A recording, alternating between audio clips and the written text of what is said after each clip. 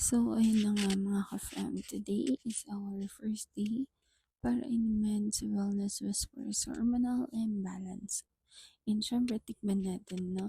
So, this is banana melon milk. Hindi ako mahilig sa flavor na to or sa fruits na to talaga. Pero, this banana melon milk ni Wellness Whispers is sobrang sarap. Ayan. Ang sarap talaga niya and perfect yung pagkakablend nung drinks niya or nung powder.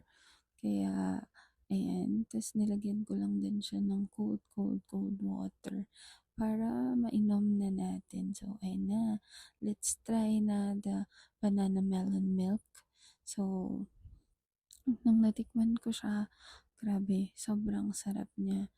No? As in, talagang perfect yung pagkakatimpla niya. Kaya thank you sa Wellness Whispers para sa inumin na to na mapapadalas. Ang sabi nila masarap daw to inumin or perfect inumin sa breakfast. Pero dahil diretso work tayo, ayan, sa gabi natin siya ininom. So, yun lang guys. See you on my next drink. Bye!